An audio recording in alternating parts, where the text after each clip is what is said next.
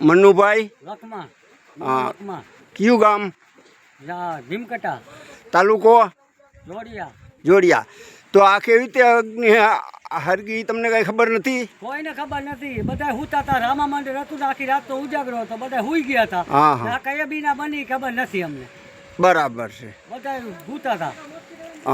ઓછીતાનું આ બધું કે દોડી દોડી માણસ આવ્યા કે હરગું તો એ બધા અમે જઈ ગયા.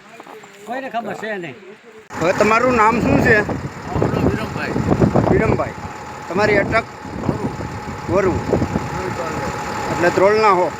હા બરાબર. આ ગાડી ક્યાંથી આવી? ધ્રોળથી નગરપાલિકાની. તો તમને ફોન કેટલા વાગે આવ્યો? 2:30 તો તમે પછી બીજા રાઉન્ડમાં હશો કે સીધા જ અહીંયા આવ્યા? બરાબર.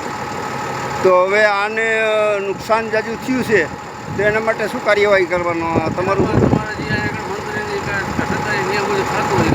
હા બરાબર છે.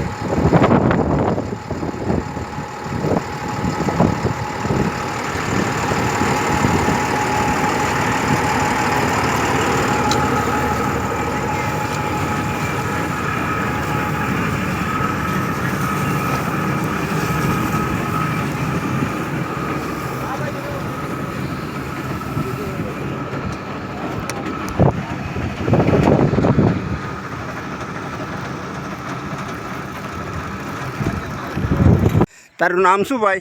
કલ્પેશ મંજી વેકરિયા. હા. અને આ કેવી રીતે બની અગ્નિની? હવે અમારે કાકા હે ને ભાઈ હે એને મને ઉઠાડ્યો. મને ખબર પડી કે આ તારું હરગું તું શું કરે છે. તો પછી શું ચરાનું નુકસાન થઈ કે લાકડાની થઈ? ચરાની થઈ, લાકડાની થઈ. ઘરમાં થોડુંક પાણી છાંટ્યું તો એ અગ્નિની હિસાબે દાણા પલરી ગયા, દાણા બગડ્યા. ઠેઠ ઘરમાં? આ ઘરમાં પાણી છાંટ્યું ચરાની હિસાબે તો ઘરમાં પાણી થઈ ગયું. બરાબર છે. તો તમે કોઈને જાણ કરેલી? જાણ અમે સાહેબ કહ્યું ને ફોન કરી છે. હા. જામનગરે ફોન કર્યો તો ફાયર બ્રિગેડ વાળાને. એ કે અમારું કામ નથી, અમે ગામ વાળાને ફોન કરો નોને કરો. 102 વાળાને ફોન કર્યો તો એ સાહેબ આવ્યા હતા.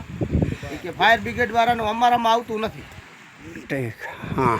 તો પોલીસ વાળાને તમે ફોન કર્યો તો? હા. તો એને શું કીધું? આવ્યા હતા અહીંયા? હા, એ આવ્યા હતા. હા. એને શું કીધું? કે એ ફાયર બ્રિગેડ વાળાનું અમારામાં નથી આવતું. હા. એ અલગથી આવી કે ફાયર બ્રિગેડ વાળા કે નગરપાલિકામાં જાય. અરે નગરપાલિકામાં નહીં, પણ આનું નિરીક્ષણ તો તમારે કરવું જોઈએ ને. કંઈ પંચરોજ કામ કરીને કંઈ તમારે લખવું તો જોઈએ ને કંઈ. એને એમ કીધું અમારામાં નથી આવતું. ઠીક.